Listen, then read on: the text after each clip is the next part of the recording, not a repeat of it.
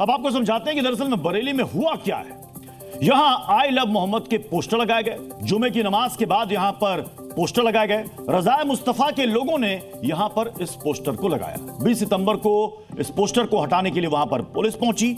100 से ज्यादा लोग मौके पर मौजूद थे और मौके पर डॉक्टर नफीस को बुलाया गया और नफीस पर पुलिस को धमकाने का आरोप है। इंस्पेक्टर का हाथ काटने की धमकी दी, जो वीडियो अब वायरल है। पुलिस ने नफीस के खिलाफ एफआईआर भी दर्ज कर ली है।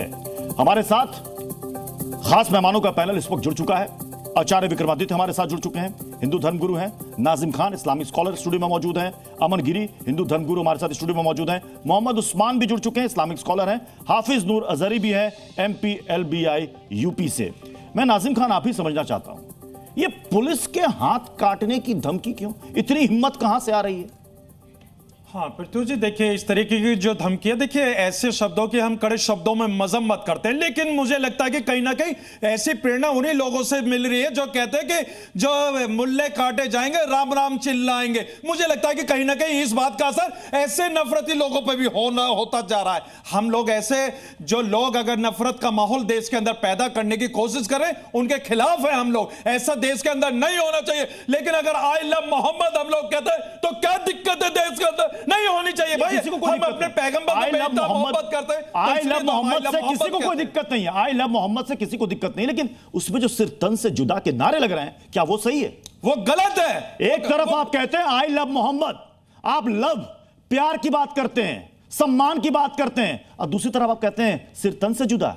हाँ, ये क्या है? हाँ पृथ्वी जी, मैं फिर वही कहता हूं कि जो अगर सिर तन से जुदा के नारे लगाते हैं, वो दहशतगर्द का नारा, वो हमारा भारत का नारा तो कौन है दहशतगर्द? ये दहशतगर्द कौन है? ये जांच का विषय, जांच होनी चाहिए ना। ये दहशतगर्द कौन है? छोटे छोटे बच्चों से ये नारे लगवाए जा रहे हैं, महिलाओं को आगे करके नारे लगवाए जा रहे हैं। कौन है ये लोग? हाँ पृथ्वी जी, देखिए मैं कहता हूं कि ऐसे लोगों पे जांच होनी चाहिए कि कौन ऐसे लोग हैं जो बार बार इसी तरीके की बात करते हैं। लेकिन मेरा मजहब इस्लाम इस तरीके की बातें नहीं करता। दहशतगर्द कह रहे हैं, ऐसे लोग दहशतगर्द हैं। जांच होनी चाहिए। आज के समय में मुसलमान समाज किस तरीके से अपना उदाहरण पेश करता है।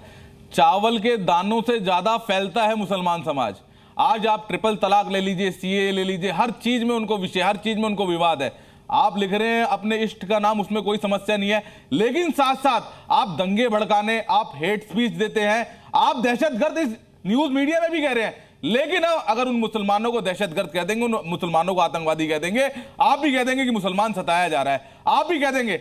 आपने अपनी कमी को उजागर नहीं किया, आपने राम नाम का सहारा लिया, आपने राम नाम का आड़ लिया, अपनी गलती को गलती कहना सीखो। क्या रहा है? पुलिस वहां पर पहुंचती है। मैं अजहरी साहब आपसे समझना चाहूंगा, ये पुलिस वहां पर पहुंचती है और इंस्पेक्टर को सरेआम वो डॉक्टर नफीस वहां पर वो धमकी देते हैं कि हाथ काट दूंगा तुम्हारा।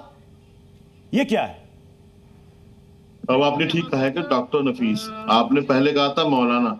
मौलाना नहीं है वो, मौलाना तौकीर रज़ा साहब के वो प्रतिनिधि हैं, PA हैं, और वो इत्तेहाद मिल्लत काउंसिल का काम करते हैं और सामाजिक आदमी है। वो प्रशासन का साथ भी देते हैं हमेशा से। ये इस तरह की बातें क्यों आई है सामने, ये जांच का विषय है। दूसरी बात ये है कि उन्होंने जो बोला है वो उन्होंने गलत बोला है। इस तरह की भाषा का प्रयोग कभी भी किसी को कानून हाथ में लेने की जरूरत नहीं और ऐसी भाषा का प्रयोग नहीं करना चाहिए। मौलाना तौकीर रज़ा पढ़े लिखे आदमी है, मौलाना तौकीर रज़ा से जुड़े हुए हैं, पढ़े लिखे आदमी हैं, डॉक्टर हैं। तो अब ये बताइए कि इतने पढ़े लिखे, इतने सुलझे हुए इंसान, लेकिन उनकी भाषा आपने देखी है? मैं चाहूंगा कि एक बार लेकर के सुनिए। आज तक वो DM